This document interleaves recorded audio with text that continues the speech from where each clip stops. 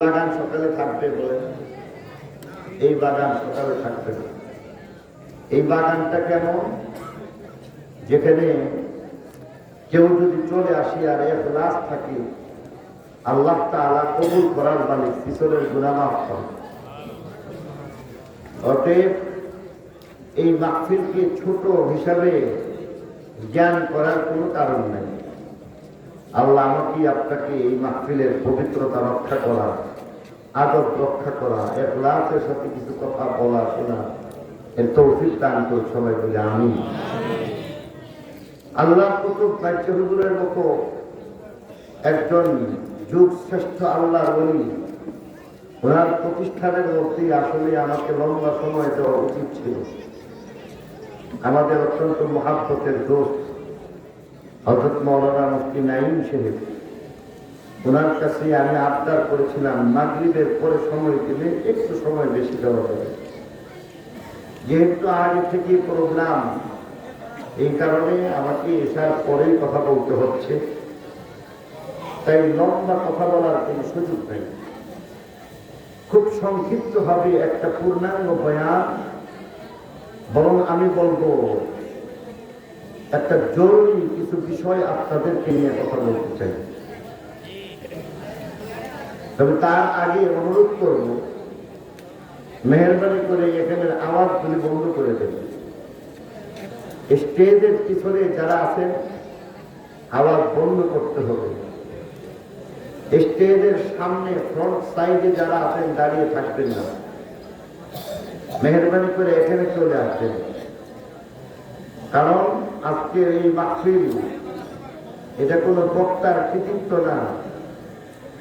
কেউ যদি কিছু কথাবার্তা বলে তাহলে এটা আল্লাহর রহমতের পক্ষেই সম্ভব, ঠিক কিনা বলেন? এদিকে বয়ানের মধ্যে লাগাই দিবেন, আর সামনে দিক থেকে এলোমেলো হবে, শব্দ আসবে, কথাবার্তা বলা হবে, এর দ্বারা আসলে বয়ান হয় না। এখানে তো এক মুখে বলা হবে আর হাজার কানে শুনবে, আর হাজার মুখে বলবে আর দুই কানে শুনবে, এটা হলো বাজার। আমাদের এটা জান্নাতের বাগান নাকি দুনিয়ার বাজার বানাইবো বলেন তো দেখি? যদি জান্নাতের বাগান চান তাহলে বসেন, আওয়াজ বন্ধ করেন, কোরআনের কথা, হাদিসের কথা, আল্লাহ রাসূলের কথা শুনেন, ভালো লাগে। আর তা না হইলে দেখা যাবে এখান থেকে আমরা সময় পাস করে গেলাম, কাজের কাজ কিছুই পাওয়া যায় না। মেরে মুহতারাম দোস্ত বুজুর্গ,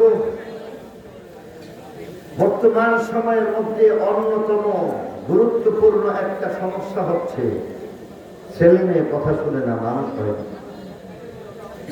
এমন একটা অভিযোগ অনেক মা বাবাকে করতে দেখা যায়, যারা বারবার এই কথা বলেন যে আরে টাকা পয়সা ধন দৌলত সবকিছু ঠিক আছে, কিন্তু সমস্যা হচ্ছে ছেলে মেয়ে এদেরকে যেন মানুষ করা যাচ্ছে না। আবার ছেলে মেয়ে এরা মা বাবাকে ভুল বুঝে, কখনো কখনো বলে যে ওনাদের কথা বলে কি লাভ। বাবা মা এরা তো হইল 50 বছর আগের মানুষ। 50 বছরে পৃথিবী কত দূর পর্যন্ত পৌঁছে গেছে, 4th জেনারেশনে এখন চলতেছে, এখন তাদের কথা শুনলে হবে? এই ভুল বুঝাবুঝিতে দেখা যায় সমস্যা সৃষ্টি হচ্ছে। আজকের এই সমস্যার সমাধান, এই অবস্থা থেকে উত্তরণের পথ মোটামুটি আপনাদের সামনে বলা হবে। যেই কথাগুলি আমার আপনার প্রত্যেককে জানা দরকার। উম্মতের প্রত্যেকটা মা, উম্মতের প্রত্যেকটা বোন, উম্মতের প্রত্যেকটা ভাই, উম্মতের প্রত্যেকটা বাবা, উম্মতের প্রত্যেকটা ফরজ এগুলি জানা দরকার। আমরা কোন পথে যাওয়ার দরকার, কোন পথে যাচ্ছি, এই সব বিষয় আজকের এই কথার মধ্যে চলে আসবে। সমাধান থেকে কুরআন এবং হাদিস থেকে যদি নেই তাহলে সমাধান, সঠিক সমাধান পাওয়া যায়। আর তা না হইলে মন গড়া সমাধানের দ্বারা কিছুই হয় না, বরং হিতে বিপরীত হয়ে যায়। তাই আসুন বোঝার চেষ্টা করি আজকের এই সমস্যার কারণ কি। আজকের এই সমস্যার অন্যতম কারণ হইতেছে ছেলে মেয়ে মানুষ হওয়ার আগে আগে মা বাবা মানুষ হয়ে দেওয়া হয়েছে। বিশিষ্ট দার্শনিক নেপোলিয়ন বলেছিলেন, আমাকে একটা শিক্ষিত মা দিও, আমি তোমাদেরকে একটা শিক্ষিত জাতি উপহার দিব। আসলে এর মধ্যে কিছুটা যুক্ত সংযোজন বিয়োজন প্রয়োজন। শুধু শিক্ষিত নয়, সুশিক্ষায় শিক্ষিত, দিনদার, পরহেজগার, মুত্তাকি, আল্লাহওয়ালা মা যদি হয়ে যায় পেটের সন্তান নষ্ট করে না। আর যদি ব্যতিক্রম হয়ে যায় পেটের সন্তান মানুষ হয় না। খাজা কুতুবউদ্দিন বখতিয়ার কাকি রহমতুল্লাহি আলাইহি, ওনার আম্মা যেমন ছিলেন, খাজা কুতুবউদ্দিন বখতিয়ার কাকি রহমতুল্লাহি আলাইহির আম্মা কেবল কোরআন তেলাওয়াত করেন, দিনে রাত্রে সব সময় কোরআন তেলাওয়াত করেন, ঘরের মধ্যে ঘরের বাইরে চলতে ফিরতে ঘুমাইতে, এমনকি ঘুমাইয়াও করছে। বলতে পারেন ঘুমায় কেমনে করছে, অর্থাৎ ঘুমের মধ্যে স্বপ্নে পড়ে কোরআন শরীফের তেলাওয়াত করতে। সুবহানাল্লাহ বলবেন না? আর একটু জোরে আওয়াজ দিয়ে বলেন। স্বপ্ন পড়ে ঘুমের ঘুরের মধ্যেও যারা কোরআন শরীফের তেলাওয়াত করে তাদের সন্তানের অবস্থা কেমন? খাজা কুতুবউদ্দিন বখতিয়ার কাকি রহমতুল্লাহি আলাইহি মক্তবে যাওয়ার আগে আগে মায়ের কাছে শুনতে শুনতে 18 পারা কোরআনের হাফেজ হয়ে গেছে। 18 পারা কোরআনের হাফেজ হয়ে গেছে। আর আমার আপনার অবস্থা এই কারণে বলা হচ্ছে একজন সুশিক্ষায় শিক্ষিত, দিনদার, পরহেজগার, মুত্তাকি, আল্লাহওয়ালা মা, আদর্শ একজন মা যখন হবে পেটে সন্তান মানুষ হবে। আদর্শ মায়ের পরিচয় আল্লাহ তাআলা আজকের তেলাওয়াত কিন্তু আয়াতের মধ্যে 5টা গুণে গুণান্বিতা নারীকে বলেছেন আদর্শ নারী। একজন আদর্শ নারীর জন্য তাহলে এক কথায় যদি বলি 5টা গুণ লাগবে। কয়টা গুণ লাগবে? আরো গুলো বলেন কয়টা?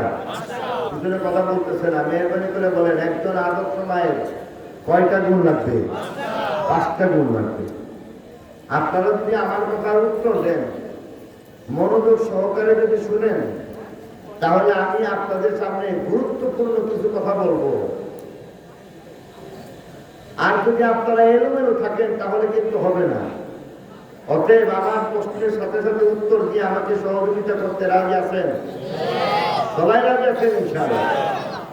একজন আদর্শ মায়ের কয়টা গুণ? 5টা গুণ। ধারাবাহিক ভাবে তেলাওয়াত কিন্তু আয়াতে আল্লাহ বলছেন। 1 নম্বরে বলতেছেন আদর্শ মায়ের গুণ হবে কারনা ফি বুয়ুতিকুন্না। 2 নম্বর ওয়ালা তাবাররাজনা তাবাররুজাল জাহিলিয়াতিল উলা। 3 নম্বর ওয়া আকিমনাস সালাহ। 4 নম্বর ওয়া আতিনাজ যাকাহ। 5 ওয়া আতি'নাল্লাহ ওয়া রাসূলাহু। আয়াত এতটুকুই আমি পড়ছি, বাকিটা পড়লাম। এই 5টা গুণের মধ্যে হইতে অন্যতম সর্বপ্রথম যে গুণের কথা বলা হচ্ছে এটা হচ্ছে নারী থাকবে ঘরে।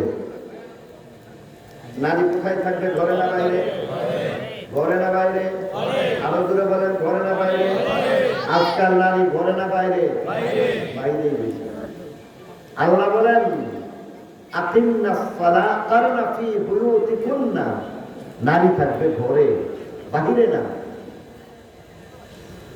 কারণ নারী ঘরের মধ্যে থেকে থেকে তার প্রচুর দায়িত্ব পালন করতে হবে।